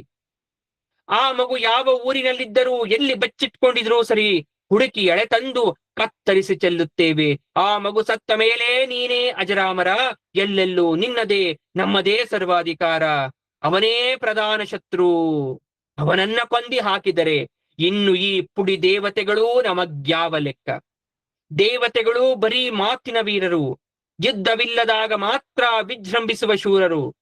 ನಿನ್ನ ಒಂದೊಂದು ಅಸ್ತ್ರಗಳ ಅವರತ್ತ ನುಗ್ಗಿದಾಗ ಅವರು ಜೀವ ಭಯದಿಂದ ತತ್ತರಿಸಿ ಹೋಗ್ತಾರೆ, ಬೆದರಿ ಪಲಾಯನವನ್ನ ಮಾಡ್ತಾರೆ. ನೀನೇ ಕಣ್ಣಾರೆ ನೋಡು. ಶಸ್ತ್ರಾಸ್ತ್ರ ರಹಿತರನ್ನ, ರಥ ಇಲ್ಲದವರನ್ನ, ಭಯಭೀತರನ್ನ, ಮೈ ಮರೆತವರನ್ನ ನೀನು ಕೊಲ್ಲುವುದಿಲ್ಲ ಎಂದು ದೇವತೆಗಳಿಗೆ ತಿಳಿದಿದೆ. ಹಾಗಾಗಿ ಜೀವಂತ ಉಳಿದಿದ್ದಾರೆ. ಇಲ್ಲದಿದ್ದರೆ ನಿನ್ನ ಅಸ್ತ್ರಗಳು ದೇವತೆಗಳನ್ನ ಎಂದೋ ಮುಗಿಸಿ ಬಿಡ್ತಾ ಇತ್ತು. ಹೆದರಬೇಡ, ನಾವಿದ್ದೇವೆ ನಿನ್ನ ಜೊತೆ. ನಮ್ಮ ತಂತ್ರಗಾರಿಕೆಯನ್ನ ನೀನೇ ನೋಡುವಂತೆ ಹೇಳಿ ಅವನಿಗೆ ಧೈರ್ಯವನ್ನ ನೀಡಿ ಹೊರಟೋದ್ರು. ಇತ್ತ ನಂದ ಗೋಕುಲದಲ್ಲಿ ವಸುದೇವ ಮಧ್ಯರಾತ್ರಿ ತಂದಿಟ್ಟ ಮಗು ರಾತ್ರಿಯೆಲ್ಲ ಯಶೋದೆಯ ಮಡೆಯಲ್ಲಿ ಹಾಯಾಗಿ ನಿದ್ದೆ ಮಾಡ್ತಾ ಇದೆ. ಮೈ ಮರೆತು ಮಲಗಿದ್ದ ಯಶೋದೆ ಎದ್ದು ನೋಡ್ತಾಳೆ. ಗಂಡು ಮಗು, ಲೋಕಮೋಹಕವಾದ ಗಂಡು ಮಗು ಜನಿಸಿದೆ. ಜಗದ್ವಿಲಕ್ಷಣವಾದ ಗಂಡು ಮಗು. ಹಿಡಿಸಲಾಗದಷ್ಟು ಸಂತೋಷ. ಗಂಡ ಓಡೋಡಿ ಬಂದ. ನಂದ ಕಂದ ಮುಕುಂದನನ್ನ ಕಾಣುತ್ತಲೇ ಆನಂದದಿಂದ ಕುಣಿದಾಡ್ತಾನೆ. ಕ್ಷಣ ಮಾತ್ರದಲ್ಲಿ ಸುದ್ದಿ ಗೋಕುಲಕ್ಕೆ ಹರಡ್ತಾ ಇದೆ. ತಮ್ಮ ಒಡೆಯನಿಗೆ ಗಂಡು ಮಗು ಹುಟ್ಟಿದ್ದನ್ನ ಕೇಳಿ ಗೋಪಾಲಕರಿಗೆಲ್ಲ ಸಡಗರವೋ ಸಡಗರ. ಎಲ್ಲರೂ ಓಡೋಡಿ ಬಂದ್ರು ಮಗುವನ್ನ ನೋಡ್ಲಿಕ್ಕೆ. ಗೋಕುಲದ ಒಂದೊಂದು ಮನೆಯ ಮುಂದೆ ಸಾರಣೆ, ಕಾರಣೆ, ರಂಗವಲ್ಲಿಯ ಚಿತ್ತಾರ, ತಳಿರು ತೋರಣಗಳ ಅಲಂಕಾರ, ಬಾವುಟ ಹೂಮಾಲೆಗಳ ಸಿಂಗಾರ. ಗೋಪಾಲಕರಂತೂ ತಮ್ಮ ದನಕರುಗಳಿಗೆ ಸ್ನಾನ ಮಾಡಿಸಿ ಅರಿಶಿಣ, ಕುಂಕುಮ, ಬಣ್ಣಗಳನ್ನ ಹಚ್ಚಿ ಅಲಂಕರಿಸ್ತಾ ಇದ್ದಾರೆ. ಹೂಮಾಲೆಗಳಿಂದ, ನವಿಲು ಗರಿಗಳಿಂದ ಸಿಂಗರಿಸ್ತಾ ಇದ್ದಾರೆ. ಅವುಗಳ ಮೇಲೆ ಹೊಸ ಬಟ್ಟೆ ಹೊದಿಸಿ ಕಾಲ್ಗೆಜ್ಜೆ ಕಟ್ಟಿ ಕುಣಿಸ್ತಾ ಇದ್ದಾರೆ. ಅನಂತರ ಎಲ್ಲ ಗೋಪಾಲಕರು ಸಿಂಗರಿಸಿಕೊಂಡು ಹೊಸ ಬಟ್ಟೆಯನ್ನ ಧರಿಸಿ ಕಾಣಿಕೆಯ ಉಡುಗೊರೆಗಳೊಡನೆ ಯಶೋದೆಗೆ ಬರ್ತಾ ಇದ್ದಾರೆ, ಯಶೋದೆಯನ್ನು ನೋಡ್ಬೇಕು ಅಂತ. ಅವರ ಪಟ್ಟೆ ಸೀರೆ, ಜರತಾರಿ ಕುಪ್ಸ, ಮುತ್ತಿನ ಹಾರ, ರಕ್ತದ ಓಲೆ, ಕೈಗಡಗ, ಕಾಲಂದುಗೆ ಇವನ್ನೆಲ್ಲ ಹಾಕೊಂಡು ಸಡಗರ ಸಂಭ್ರಮದಿಂದ ಬರ್ತಾ ಇದ್ದಾರೆ. ಯಶೋದೆಯ ಮಗುವನ್ನ ನೋಡುತ್ತಲೇ ಅವರ ಉಲ್ಲಾಸ ಉತ್ಸಾಹ ನೂರ್ಮಡಿ ಆಗೋಯ್ತು. ಮುದ್ದು ಮಗನೇ, ನಮ್ಮೆಲ್ಲರ ಅರಸನಾಗಿ 100 ಕಾಲ ಸುಖವಾಗಿ ಬಾಳುವಂತ ಆಶೀರ್ವಾದವನ್ನ ಮಾಡ್ತಾ ಇದ್ದಾರೆ. ಮಗುವಿಗೂ ತಾಯಿಗೂ ಆರತಿ ಎತ್ತಿದ್ರು, ಎಣ್ಣೆ ಅರಿಶಿಣವನ್ನ ಹಚ್ಚಿದ್ರು, ಮಂಗಳ ಗೀತೆಗಳನ್ನ ಆಡ್ತಾ ಇದ್ದಾರೆ, ಅನೇಕ ಬಗೆಯ ಮಂಗಳ ವಾದ್ಯಗಳನ್ನ ಮೊಳಗಿಸ್ತಾ ಇದ್ದಾರೆ. ನಂದ ಆ ಉತ್ಸವದ ಸಂದರ್ಭದಲ್ಲಿ ಬೇಕಾದಷ್ಟು ದಾನ ಧರ್ಮ ಉಡುಗೊರೆಗಳನ್ನ ನೀಡ್ತಾ ಇದ್ದಾನೆ. 4 ದಿನಗಳು ಸಂಭ್ರಮದಿಂದ ನಂದ ಗೋಕುಲದಲ್ಲಿ ಎಡಬಿಡದೆ ಉತ್ಸವ ನಡೀತಾ ಇದೆ. ಕೃಷ್ಣ ಜನನದ ಉತ್ಸವದಲ್ಲಿ ಗೋಪಾಲಕರ ಸಂತೋಷ ಮಿತಿಮೀರ್ತು. ಹಾಲು ಮೊಸರು ತುಪ್ಪಗಳನ್ನ ಒಬ್ಬರ ಮೇಲೊಬ್ಬರು ಸುರಿದುಕೊಂಡು ಕುಣಿದಾಡ್ತಾ ಇದ್ದಾರೆ. ಗೊರಸುಗಳ ಕಾಲುವೆಯೇ ಹರಿತಾ ಇದೆ. ಬೆಣ್ಣೆಯನ್ನ ಬಳಿದುಕೊಂಡು ಬಂದ ಗೋಪರಿಗೆ ನಂದ ವಸ್ತ್ರಾಲಂಕಾರ ಬಹುಮಾನವನ್ನ ನೀಡಿದ. ರೋಹಿಣಿ ಪೀತಾಂಬರವನ್ನ ಉಟ್ಟು ಸಂತಸದಿಂದ ಬಂದವರನ್ನ ಸ್ವಾಗತಿಸಿದ್ಲು. ಅಂದಿನಿಂದ ಗೋಕುಲ ನಿತ್ಯ ಸ್ವರ್ಗವಾಗಿ ಸಕಲ ಸಂಪದ್ಭರಿತವಾಗ್ತಾ ಇದ್ಯಂತೆ, ಸಮೃದ್ಧವಾಗ್ತಾ ಇದ್ಯಂತೆ. ಗೋಕುಲದಲ್ಲಿ ಕೃಷ್ಣ ಬಂದ ಅಂತಕ್ಕಂಥ ಸುದ್ದಿ ತಿಳಿದ ನಂದ 10 ಕೊಳಗದಷ್ಟು ಎಳ್ಳಿನ 7 ರಾಶಿ ಅಂಗಳದಲ್ಲಿ ಹಾಕಿದ್ನಂತೆ. ರತ್ನ ಮುತ್ರು ವಜ್ರ ವೈಡೂರ್ಯ ರಾಶಿ ರಾಶಿ ಹರಡಿದ್ರಂತೆ. ಸಹಸ್ರಾರು ಗೋವುಗಳನ್ನ ದಾನಕ್ಕಂತ ಮೈ ತೊಡೆದು ನಿಲ್ಸಿದ್ನಂತೆ. ಬಂಗಾರದ ಎಳೆಯ ರೇಷ್ಮೆಯಿಂದ ಅಲಂಕರಿಸಿ ಕೊಂಬು ಪಾದಕ್ಕೆ ಬಣ್ಣದಿಂದ ಅಲಂಕರಿಸಿದ್ನಂತೆ. ಕೊರಳಿಗೆ ರತ್ನಹಾರವನ್ನ ಹಾಕಿದ್ನಂತೆ. ನಂದಗೋಪ ಯಮುನೆಯಲ್ಲಿ ಮಿಂದು ತನ್ನ ಕುಲದೇವತೆಯೇ ಪರವಾಸುದೇವನಿಗೆ ಮನಸ್ಸಿನಲ್ಲಿಯೇ ನಮಸ್ಕಾರ ಮಾಡ್ದ. ಗರ್ಗಾಚಾರ್ಯರು ಸಂಕಲ್ಪ ಪೂರ್ವಕವಾಗಿ ಗೋದಾನವನ್ನ ನಡೆಸ್ಕೊಟ್ರು. ಒಂದೇ ಒಂದು ಗೋವಿನ ಬಾಲವನ್ನ ಹಿಡಿದು ಧಾರಾ ತೀರ್ಥ ಹಾಕಿ ತುಭ್ಯಂ ಅಹಂ ಸಂಪ್ರದದೆ ಎನ್ನುತ್ತಾ ನಂದ ಎಲ್ಲ ಗೋವುಗಳನ್ನೂ ದಾನ ಮಾಡ್ದ. ಸಪ್ತ ಗೋತ್ರದ ವಿಪ್ರ ವರಿಷ್ಠರಿಗೆ ಎಳ್ಳಿನ ಪರ್ವತಗಳ ದಾನವನ್ನ, ಅದರ ಜೊತೆಗೆ ಮುತ್ತು ಮಾಣಿಕ್ಯಗಳನ್ನ ಕೊಡ್ತಾ ಇದ್ದಾನೆ. ಬ್ರಾಹ್ಮಣರು ಸ್ವಸ್ತಿ ವಾಚನವನ್ನ ಮಾಡಿದ್ರು. ವೇದ ಘೋಷ ಮುಗಿಲು ಮುಡ್ತಾ ಇದೆ. ಆಗ ಗರ್ಗಾಚಾರ್ಯರು ಮಗುವಿಗೆ ಜಾತಕರ್ಮವನ್ನ ಮಾಡಿಸ್ತಾ ಇದ್ದಾರೆ. ನಂದ ಮಗುವಿನ ನೆತ್ತಿ ಮೂಸಿ ನೋಡಿ ಸರ್ವಗಂಧನವಾದ ಆ ದಿವ್ಯಾಘ್ರಾಣಕ್ಕೆ ಮರುಳಾಗಿ ಹೋದ. ಗೋಪ ಗೋಪಿಯರು ವಜ್ರದ ಮಾರ್ಗಗಳಲ್ಲಿ ಪನ್ನೀರನ್ನ ಚೆಲ್ಲಿದ್ರು. ಮನೆಗಳ ಮೇಲೆ ತೋರಣ ಧ್ವಜ ಪಲಾಕಿಯನ್ನ ಅಲಂಕರಿಸಿದ್ರು. ಒಂದೊಂದು ಮನೆಯ ಮುಂದೆ ಕೂಡ ರಂಗೋಲಿ ಬಣ್ಣ ಬಣ್ಣದಿಂದ ಮಿಂಚ್ತಾ ಇದ್ರೆ ಯುವಕ ಯುವತಿಯರು ಕೊಳವೆಯಲ್ಲಿ ಓಕುಳಿ ರಸವನ್ನ ತುಂಬಿ ಒಬ್ಬರ ಮೇಲೆ ಇನ್ನೊಬ್ಬರು ಎರಚುತ್ತಾ ಹಾಡಿ ಕುಣಿದು ಊರ ತುಂಬಾ ಮೆರವಣಿಗೆ. ಅಲಂಕೃತ ಗೋವುಗಳು ಮೆರವಣಿಗೆಯಲ್ಲಿ ಬರ್ತಾ ಇದೆ. ಎಣ್ಣೆ ಸುಣ್ಣ ಅರಿಶಿಣವನ್ನ ಮಿಶ್ರ ಮಾಡಿ ನೀರಿನ ತಂಬಿಗೆಗಳಲ್ಲಿ ಒಬ್ಬರನ್ನೊಬ್ಬರು ಓಕಳಿ ಸ್ನಾನ ಮಾಡಿಸ್ತಾ ಇದ್ದಾರೆ. ಪ್ರತಿ ಮನೆಯ ಮುಂದೂ ಓಕಳಿ ಪಾತ್ರೆ. ಯುವಕರು ಪ್ರೇಯಸಿರಿಯನ್ನ ಅರಸಿ ಬೆನ್ನಟ್ಟಿ ಅವರಿಗೆ ಎರಚಿ ಶಿರಸ್ನಾನವನ್ನ ಮಾಡಿಸ್ತಾ ಇದ್ದಾರೆ. ಯಮುನೆಯಲ್ಲೂ ಕೆಂಬಣ್ಣದ ಓಕುಳಿ, ಸದಾ ಶುಭ್ರವಾಗಿ ಹರಿಯುವ ಯಮುನೆ ಅಂದು ಬಣ್ಣ ಬಣ್ಣವಾಗಿ ಹರಿತಾ ಇದ್ದಾಳೆ. ಎಲ್ಲರ ಆಕಳುಗಳು, ಎಲ್ಲರ ದೇಹವೂ ಕೆಂಪು ಕೆಂಪೆ, ಎಲ್ಲೆಲ್ಲೂ ಕೆಂಪೆ. ವಾದ್ಯಗಳು ತಮಟೆ ಶಂಖ ಕೊಂಬು ಕಹಳೆ ಎಲ್ಲರೂ ನರ್ತಿಸ್ತಾ ಇದ್ದಾರೆ. ನಂದಗೋಪ ಬಂಡಿಗಳಲ್ಲಿ ಕೊಳಲು ನವಿಲುಗರಿ ಸರಬರಾಜನ್ನ ಮಾಡ್ತಾ ಇದ್ದಾನೆ. ಬಂಧಿ ಮಾಗದರು ಬಂದು ನಂದ ಪೂರ್ವಜರ ಹಿರಿಮೆಯನ್ನ ಹಾಡಿ ಬಹುಮಾನವನ್ನ ಪಡಿತಾ ಇದ್ದಾರೆ. ಒಂದು ದಿನ ಗೋಪಾಲಕರಿಗೆ ಹೇಳಿ ನಂದ ತಾನು ಪ್ರತಿ ವರ್ಷವೂ ಸಲ್ಲಿಸಬೇಕಾದ ಕಪ್ಪ ಕಾಣಿಕೆಗಳನ್ನು ನೀಡಲಿಕ್ಕೆ ಮಧುರೆಗೆ ಬರ್ತಾ ಇದ್ದಾನೆ. ಕಪ್ಪ ಕೊಟ್ಟಾದ ಮೇಲೆ ವಸುದೇವನನ್ನ ನೋಡ್ಲಿಕ್ಕೆ ಈಗ ಬರ್ತಾ ಇದ್ದಾನೆ. ಯೋಗಕ್ಷೇಮವನ್ನ ವಿಚಾರಿಸ್ತಾ ಇದ್ದಾನೆ. ಆಗ ನಿನ್ನ ಮಗ ಸುಖವಾಗಿದ್ದೇನೆಯೇ ಅಂತ ಕೇಳಿದ ಅದಮ್ಯ. ಆಗ ಬಲರಾಮ ಅವನ ತಾಯಿ ಆರೋಗ್ಯವೇ ಕಂಸನ ದೆಸೆಯಿಂದ ನಾವಿದ್ದೂ ಇಲ್ಲದಂತಾಗಿದೆ. ದೇವರ ದಯೆಯಿಂದ ನಿನ್ನನ್ನು ನೋಡಿ ದೇವರನ್ನೇ ನೋಡಿದಷ್ಟೇ ಸಂತೋಷವಾಗ್ತಾ ಇದೆ ನಂದ. ಪುಣ್ಯ ಪಾಪ ರೂಪ ವಿಚಿತ್ರವಾಗಿರ್ತಕ್ಕಂಥದ್ದು. ಇರಲಿ, ಎಲ್ಲರೂ ಕ್ಷೇಮದಿಂದಿರಿ ಅಂತ ಹೇಳಿ ನಂದ ವಸುದೇವನಿಗೆ ಸಮಾಧಾನವನ್ನ ಹೇಳ್ದ. ಈಗ ವಸುದೇವ, ನಂದ ವಾರ್ಷಿಕ ಕಪ್ಪ ಕಾಣಿಕೆ ಕೊಟ್ಟಾಗಿದೆಯಲ್ಲ, ಇಲ್ಲಿ ನಿಲ್ಲಬೇಡ, ಬೇಗ ಬೇಗ ಹೊರಡು. ನಂದ ಗೋಕುಲದಲ್ಲಿ ಉತ್ಪಾತಗಳಾಗುವಂತೆ ಗೋಚರಿಸ್ತಾ ಇದೆ ಅಂತ ಎಚ್ಚರಿಸ್ತಾನೆ. ಎಲ್ಲರೂ ಗೋಕುಲದ ಕಡೆಗೆ ಹೊರಡ್ತಾ ಇದ್ದಾರೆ. ಇದೂ ಕೃಷ್ಣ ಜನ್ಮದ ವೈಭವ. ಅಂದೇ ಆಗಿನ ಕಾಲದಲ್ಲೇ ಅಷ್ಟು ವೈಭವೋಪೇತವಾಗಿ ಕೃಷ್ಣನ ಜನ್ಮ. ಆ ರೀತಿ ಸಂಭ್ರಮಿಸಿದರಂತೆ. ಕೃಷ್ಣ ಹುಟ್ಟಿದ್ದಾಯ್ತು, ಕೃಷ್ಣ ಹುಟ್ಟಿದ ಆದ್ಮೇಲೆ ಏನೆಲ್ಲ ಆಗತ್ತೆ, ಯಾವ ಇವ ರಾಕ್ಷಸರನ್ನ ಸಂಹಾರ ಮಾಡ್ತಾನೆ ಅಂತಕ್ಕಂಥದ್ನ ಭಾಗವತದಲ್ಲಿ ಯಾವ ರೀತಿ ಹೇಳ್ತಾರೆ ಅಂತಕ್ಕಂಥದ್ನ ನೋಡೋಣ. ಇತ್ತ ಗೋಕುಲದಲ್ಲಿ ನಂದ ಇಲ್ಲದಿರ್ಬೇಕಾದ್ರೆ ಭಯಂಕರ ಘಟನೆ ಆಗ್ತಾ ಇದೆ.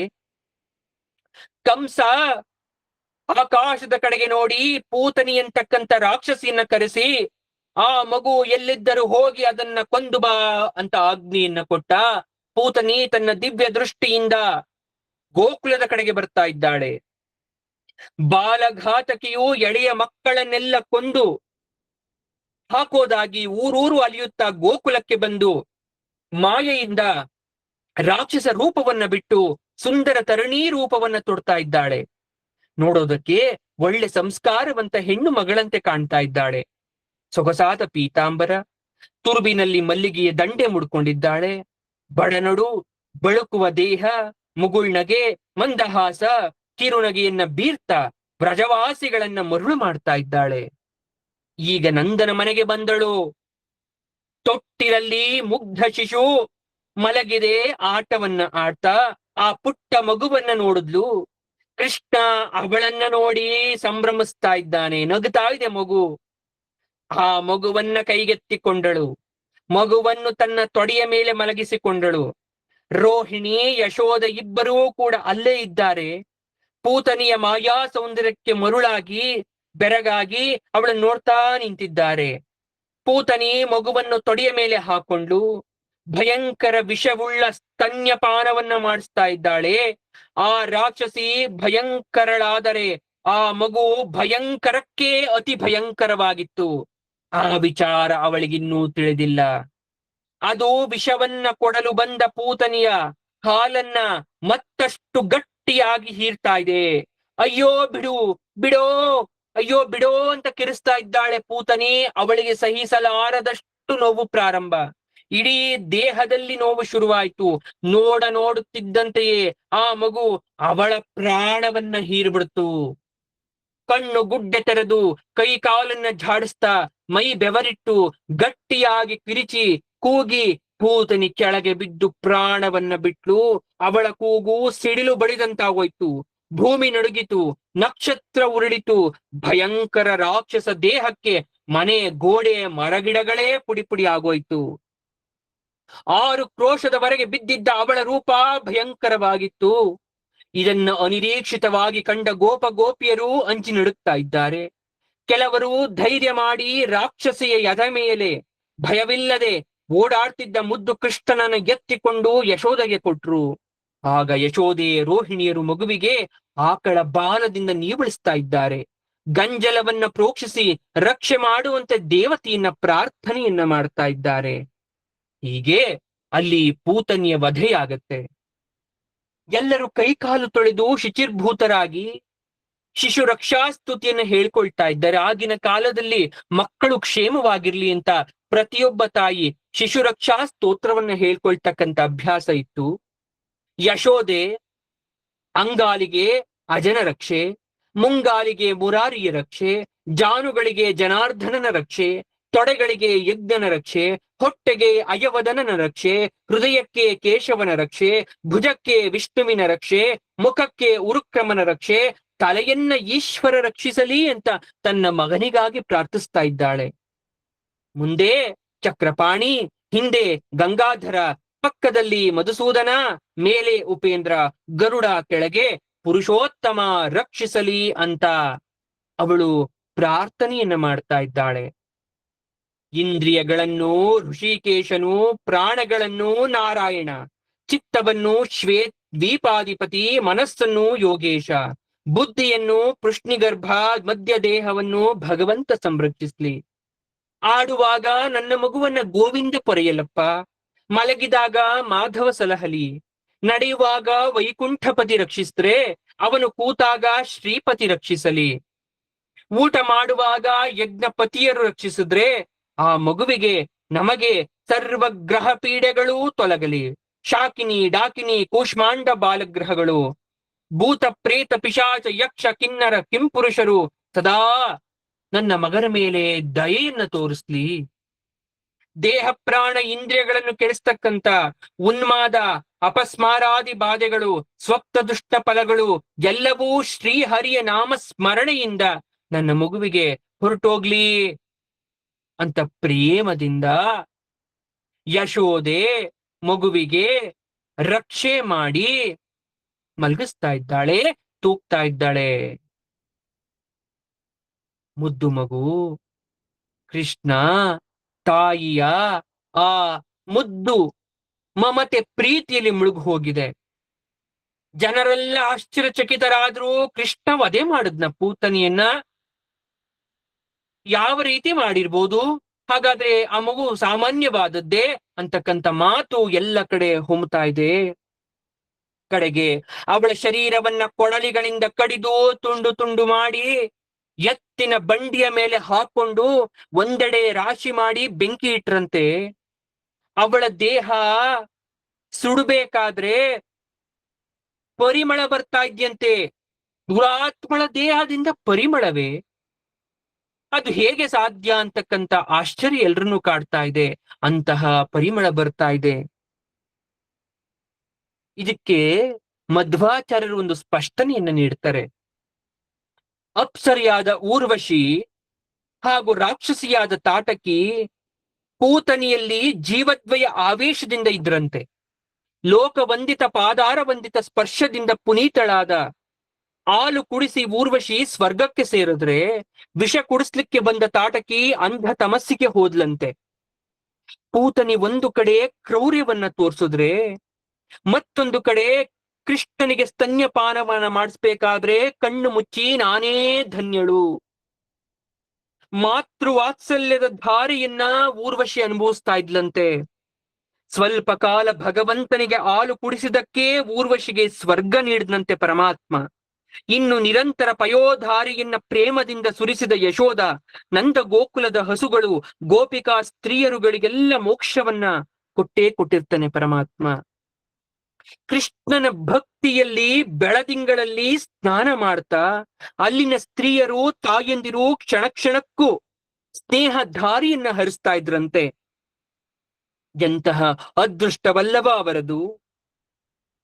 ನಂದ ಗೋಪನ ಮನೆಯಲ್ಲಿ ಯಶೋದೆಯ ಮಡಿಲಲ್ಲಿ ಮಗು ಕೃಷ್ಣ ಮಲಗಿ ಗೋಪಾಲಕರಿಗೆ ಮೈ ಮರೆಸ್ತಾ ಇದ್ದಾನೆ. ಈ ರೀತಿಯಾಗಿ ಶುಕ ಮಹಾಮುನಿಗಳು ಪರೀಕ್ಷಿತ ರಾಜನಿಗೆ ಕೃಷ್ಣನ ವೈಭವವನ್ನ ಹೇಳ್ತಾ ಇದ್ರೆ, ಪರೀಕ್ಷಿತ ಒಂದು ಪ್ರಶ್ನೆಯನ್ನ ಕೇಳ್ತಾ ಇದ್ದಾನೆ. ಸ್ವಾಮಿ, ಪರಮಾತ್ಮ ಸರ್ವವ್ಯಾಪಿ ಅಲ್ವಾ? ಸರ್ವಸ್ವಾಮಿ ಸರ್ವ ಸಮರ್ಥ. ಅವನ ಕತೆ ಶ್ರವಣ ಮನೋಹರ, ಪಾಪ ಹರಣವಾಗಿದೆ. ಅವನ ಕತೆ ಕೇಳ್ತಾ ಇದ್ರೆ ಮನಸ್ಸು ಬುದ್ಧಿ ಎಲ್ಲ ಶುದ್ಧಿ ಆದಂತೆ ಅನ್ನಿಸ್ತಾ ಇದೆ. ಹೃದಯದ ಕಲ್ಮಶವೆಲ್ಲ ದೂರ ಆಗೋಯ್ತು, ಹೃದಯವೇ ಶುದ್ಧಿ ಆಗೋಯ್ತು. ಅವನ ಭಕ್ತರ ಸಂಘ, ಸಜ್ಜನ ಸಂಘ, ಸತ್ಸಂಗ. ಅವನ ಕತೆ ಕೇಳ್ತಾ ಇದ್ರೆ ಭಕ್ತಿಯಲ್ಲಿ ಮೈಮರಿತಾ ಇದ್ದೀನಲ್ಲ, ಅಲೌಕಿಕ ಸುಖ ಅನುಭವಿಸ್ತಂತಾಗ್ತಾ ಇದ್ಯಲ್ವಾ? ಅವನ ಬಾಲ ಲೀಲೆಯನ್ನ ವರ್ಣಿಸಿ ಮನುಷ್ಯನ ಮಧ್ಯದಲ್ಲಿ ತಾನು ಮಾನವನಂತೆ ಅವನಿದ್ದಾನಲ್ವಾ? ನೀವು ಎಷ್ಟು ದಯಾವಂತರು! ಪರಮ ಕರುಣೆಯಿಂದ ಭಕ್ತಿಯಿಂದ ಸರ್ವರಿಗೂ ಪಾಪ ನಿವಾರಣನಾದಂತಹ ಕೃಷ್ಣನ ಕಥೆಯನ್ನ ಹೇಳ್ತಾ ಇದ್ದೀರಲ್ಲ ಸ್ವಾಮಿ, ಮತ್ತಷ್ಟು ಅವನ ಬಗ್ಗೆ ಕೇಳಬೇಕು ಅನ್ನಿಸ್ತಾ ಇದೆಯಲ್ಲ, ಮತ್ತಷ್ಟು ಹೇಳುವಿರಾ? ಇನ್ನೂ ಕೇಳಬೇಕು, ಆ ಪರಮಾತ್ಮನ ಲೀಲೆಯನ್ನ ಕೇಳಬೇಕು, ಹೇಳಿ ಸ್ವಾಮಿ. ಆಗ ಶುಕಾಚಾರ್ಯರು ನಕ್ಕದ್ರಂತೆ. ಪರೀಕ್ಷಿತ, ಇಷ್ಟೊಂದು ಕಾತುರವೇ? ಹೇಳ್ತೀನಪ್ಪ, ತಾಳ್ಮೆ ಇರಲಿ ಅಂತ ಅವರು ಹೇಳ್ತಾರೆ. ಚಿಕಟಾಸುರ, ತೃಣಾವರ್ತ, ಹೀಗೆ ಹಲವಾರು ರಾಕ್ಷಸರನ್ನ ಕೊಂದಂತಹ ವಿಶೇಷವಾದಂತಹ ಒಂದು ದಶಾವತಾರಗಳಲ್ಲೇ ಎಲ್ಲರೂ ಅತೀವವಾಗಿ ಆನಂದ ಪಡ್ತಕ್ಕಂಥದ್ದು ಅಂದ್ರೆ ಅದು ಕೃಷ್ಣ ಜನ್ಮ ಅಥವಾ ಕೃಷ್ಣನ ಅವತಾರ. ಎಲ್ಲ ಅವತಾರಗಳಲ್ಲೂ ಶ್ರೇಷ್ಠ ಅಂತ ಕರೆದ್ರು ಕೂಡ ರಾಮನದು ಶಾಂತ ಸೌಮ್ಯ, ಕೃಷ್ಣನದು ಸದಾ ವಿನೋದ, ತುಂಟ, ಹಾಸ್ಯ. ಶಾಂತಿ ಮನುಷ್ಯನಿಗೆ ಬೇಕು, ಆದರೆ ವಿನೋದ, ಹಾಸ್ಯ ಕೂಡ ಮನುಷ್ಯನಿಗೆ ಬೇಕು. ಬಹುಬೇಗನೆ ಆಕರ್ಷಿತರಾಗೋದು ವಿನೋದ, ಹಾಸ್ಯ, ಭಕ್ತಿ ಸಾಮಾನ್ಯವಾಗಿ ತೋರಿಸಿದಾಗ. ಅಂತಹ ಸಾಮಾನ್ಯವಾದ ಭಕ್ತರಿಗೆ ಅತಿ ಸಾಮಾನ್ಯವಾದಂತಹ ಮೋಕ್ಷವನ್ನ ನೀಡ್ತಕ್ಕಂಥವನು ಕೃಷ್ಣ. ಹಾಗಾಗಿ ಅವನೆಂದರೆ ಎಲ್ಲರಿಗೂ ಬಲು ಪ್ರೀತಿ. ಕೃಷ್ಣ ಸಾಮಾನ್ಯ ಮಗುವಲ್ಲ. ನೋಡಿ, ಮಗು ಹುಟ್ಟೋದ್ನ ನೀವೆಲ್ಲರೂ ನೋಡಿದ್ದೀರಾ. ಮಗು ಭೂಮಿಗೆ ಬಂದಾಕ್ಷಣ ಜೋರಾಗಿ ಕಿಟ್ಟೋ ಅಂತ ಅಳುತ್ತಂತೆ, ಕಿರ್ಚುತ್ತಂತೆ, ತನ್ನ ಎರಡೂ ಮುಷ್ಟಿಗಳನ್ನ ಗಟ್ಟಿಯಾಗಿ ಹಿಡ್ಕೊಳ್ಳುತ್ತಂತೆ. ಅಯ್ಯೋ ದೇವ, ಮತ್ತೆ ಈ ಭೂಮಿಗೆ ನಾನು ಬಂದ್ಬಿಟ್ನ, ಈ ಭವಸಾಗರಕ್ಕೆ ನನ್ನನ್ನು ದೂಕ್ಬಿಟ್ಟ ತಂದೆ ಅಂತ ಆ ಭವಸಾಗರದ ಅನುಭವ ಪಡೆದ ತಕ್ಷಣ ಮಗು ಮೊದಲಿಗೆ ಅಳ್ಳಿಕ್ಕೆ ಪ್ರಾರಂಭ ಮಾಡುತ್ತೆ. ತನ್ನ ಮುಷ್ಟಿಯನ್ನ ಗಟ್ಟಿಯಾಗಿ ಹಿಡ್ಕೊಳ್ಳುತ್ತೆ. ಈ ಪ್ರಪಂಚವನ್ನ ನೋಡ್ಲಿಕ್ಕಾಗದೆ ಕಣ್ಣನ್ನ ಗಟ್ಟಿಯಾಗಿ ಮುಚ್ಕೊಂಡು ಪಿಳಿ ಪಿಳಿ ಅಂತ ಕಣ್ಣನ್ನ ಬಿಡುತ್ತಂತೆ. ಅತ್ತಷ್ಟು ಅತ್ತಿ ಸಮಾಧಾನವನ್ನ ಮಾಡಿಕೊಂಡು ಇನ್ನೇನು ಮಾಡ್ಲಿಕ್ಕಾಗಲ್ಲ, ಈ ಭವಸಾಗರದಲ್ಲಿ ನಾನು ಮುಂದುವರಿಯಲೇಬೇಕು ಅಂತ ಅನ್ಕೊಂತಂತೆ. ಆಗ ತಾಯಿಯ ಒಂದು ಸ್ಪರ್ಶ ಆದ ತಕ್ಷಣ, ಅಥವಾ ಮಾನವರ ಸ್ಪರ್ಶ ಆದ ತಕ್ಷಣ ಮಗುವಿಗೆ ಸೈರಣೆ ಮರ್ತು ಹೋಗಿ ಇಲ್ಲಿನ ವಾಸ್ತವಕ್ಕೆ ಮಗು ಬಂದ್ಬಿಡುತ್ತೆ. ಆದ್ರೆ ಕೃಷ್ಣ ಹುಟ್ಟಿದಾಗ ಅಳಲಿಲ್ಲ, ಮುಷ್ಟಿಯನ್ನ ಹಿಡಿಯಲಿಲ್ಲ. ಎಲ್ಲರಿಗಿಂತ ಮೊದಲೇ ಬಂದವ, ದಿವ್ಯವಾದ ದರ್ಶನವನ್ನ ಕೊಟ್ಟವ. ಇಂದಿಗೂ ಕೂಡ ಮಥುರೆಗೆ ನೀವೆಲ್ಲ ಹೋಗಿರಬಹುದು. ಅಲ್ಲಿ ಮಥುರೆಗೆ ಹೋದಾಗ ಕೃಷ್ಣ ಇಲ್ಲಿ ಹುಟ್ಟುದ್ನ, ಇಂತಹ ಸ್ಥಳದಲ್ಲಿ ಹುಟ್ಟುದ್ನ, ಪರಮಾತ್ಮ ಇಲ್ಲಿ ಇಂತಹ ಪವಾಡಗಳನ್ನ ಸೃಷ್ಟಿ ಮಾಡದ್ನ ಅಂತಕ್ಕಂಥ ಅನುಮಾನ, ಆಶ್ಚರ್ಯ ಕೂಡ. ಆದರೆ ಪರಮಾತ್ಮ ಈ ಭೂಮಿ ಮೇಲೆ ನಾವಿರುವ ಭರತ ಭೂಮಿಯಲ್ಲೇ ಹುಟ್ಟ ಅಂತಕ್ಕಂಥದ್ದು ಅತೀವವಾದ ಆನಂದ. ಪ್ರತಿ ಬಾರಿ ಅಲ್ಲಿಗೆ ಹೋದಾಗ ಪರಮಾತ್ಮನನ್ನ ಇಲ್ಲಿ ಅವನು ಹುಟ್ಟಿರ್ತಕ್ಕಂಥ ಜಾಗದಲ್ಲಿ ನಮ್ಮ ಪಾದ ಸ್ಪರ್ಶ ಮಾಡ್ತಾ ಇದ್ಯಾ? ವಸುದೇವ ದೇವಕಿಯರು ಇದ್ದಂತಹ ಈ ಒಂದು ಕಾರಾಗೃಹದಲ್ಲಿ ನಾವು ಬಂದು ನಿಂತಿದ್ದೀವ? ಇಂತಹ ಸದಾವಕಾಶವನ್ನ ಪರಮಾತ್ಮ ನಮಗೆ ಒದಗಿಸಿ ಕೊಟ್ನಲ್ಲ ಅಂತಕ್ಕಂಥ ಆನಂದವನ್ನ ಪಡಬೇಕು. ನಮ್ಮ ಜನ್ಮ ಸಾರ್ಥಕವಾಯ್ತು ಅಂತ ನಾವು ಅನ್ಕೊಳ್ಬೇಕಾಗತ್ತೆ. ಹಾಗಾಗಿ ಈ ಕೃಷ್ಣ ಜನ್ಮವೇ ಹಾಗೆ, ಕೃಷ್ಣನ ವೈಭವವೇ ಹಾಗೆ, ಅವನ ಲೀಲಾ ವಿನೋದಗಳೇ ಹಾಗೆ. ಅವನು ಬೆಣ್ಣೆ ಚೋರ ಅಂತ ಕರಿತೀವಿ. ಭಾಗವತದಲ್ಲಿ ಅದ್ರ ಬಗ್ಗೆ ಕೂಡ ಹೇಳ್ತಾರೆ. ತಾಯಿಗೆ ಬಾಯಲ್ಲಿ ಜಗವನ್ನೇ ತೋರಿದ ಅಂತಕ್ಕಂಥ ಆ ವಿಚಾರವನ್ನೂ ಕೂಡ ಭಾಗವತದಲ್ಲಿ ಅವನ ಬಗ್ಗೆ ಬಹಳವಾಗಿ ವರ್ಣಿಸಿದ್ದಾರೆ. ಎಲ್ಲಿ? ಭಾಗವತದಲ್ಲಿ. ಹಾಗಾಗಿ ಅವನ ಬಗ್ಗೆ ತಿಳ್ಕೊಳ್ಳೋದು ಸಾಕಷ್ಟಿದೆ. ಅದು ಒಂದು ಕ್ಷಣಕ್ಕಲ್ಲ, ಒಂದು ದಿನಕ್ಕಲ್ಲ. ಆದ್ರೆ ಸಾಧ್ಯವಾದಷ್ಟು ಅವನ ಬಗ್ಗೆ ತಿಳ್ಕೊಳ್ಳಕ್ಕೆ ಪ್ರಯತ್ನ ಪಡ್ತಾ, ಆ ಪರಮಾತ್ಮನನ್ನ ಮನಸ್ಸಲ್ಲೇ ಸ್ಮರಣೆಯನ್ನ ಮಾಡ್ತಾ, ಸರ್ವಂ ಶ್ರೀ ಕೃಷ್ಣಾರ್ಪಣಮಸ್ತು, ಸರ್ವಂ ಶ್ರೀ ಭಾಗವತ ಪಾದಾರ್ಪಣಮಸ್ತು ಅಂತ ಹೇಳ್ತಾ ಪರಮಾತ್ಮನಿಗೆ ಒಂದು ಧನ್ಯವಾದ ಹಾಗೂ ಅವನ ಪಾದಕ್ಕೆ ಸಾಷ್ಟಾಂಗ ನಮಸ್ಕಾರಗಳನ್ನ ಮಾಡ್ತಾ ತರಗತಿಯನ್ನ ನಿಲ್ಲಿಸೋಣ. ಧನ್ಯವಾದ.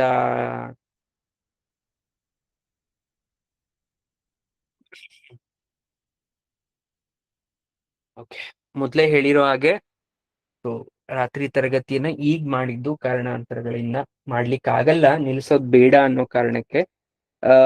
ಪರವಾಗಿಲ್ಲ, ಸ್ವಲ್ಪ ಜನ ಬಂದು ಯಾರಿಗೆಲ್ಲ ಪರಮಾತ್ಮನ ಬಗ್ಗೆ ಕೇಳಬೇಕು ಅಂತ ಇಚ್ಛೆ ಇತ್ತು ನೋಡಿ, ನಾವು ನಿರ್ಧಾರ ಮಾಡ್ತೀವಿ. ನಾನ್ ನಿರ್ಧಾರ ಮಾಡಿರ್ಬೋದು, ಆದ್ರೆ ಪರಮಾತ್ಮನ್ ಸಂಕಲ್ಪ ಆಗಿರ್ಬೋದು. ಇದೇ